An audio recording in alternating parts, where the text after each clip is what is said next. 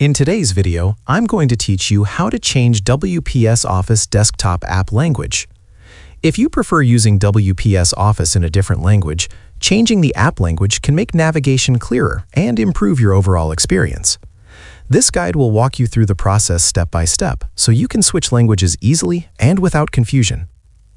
To begin, make sure that WPS Office is installed and fully open on your desktop.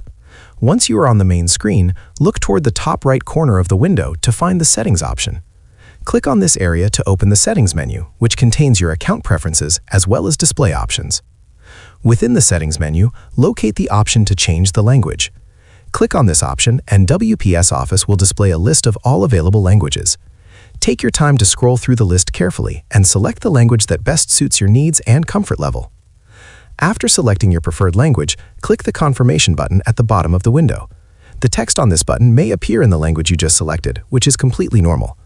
Once you confirm your choice, a prompt will appear informing you that WPS Office needs to restart for the new language settings to take effect.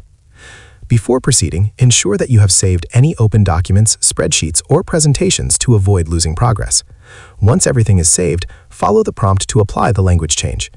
WPS Office will then request that you close the app completely. Go ahead and fully exit the application, as the new language will only take effect after reopening. Once the app is closed, reopen WPS Office on your desktop. As soon as the app launches, you will immediately notice that the interface language has been updated. Menus, buttons, settings, and system messages will now appear in the language you selected, making it easier to navigate and work efficiently. Changing the app language is quick and simple, but it can make a significant difference, especially if you use WPS Office frequently for work, school, or personal projects. If you found this video helpful, let me know in the comments. Give it a like, subscribe to the channel, and don't forget to hit the notification bell.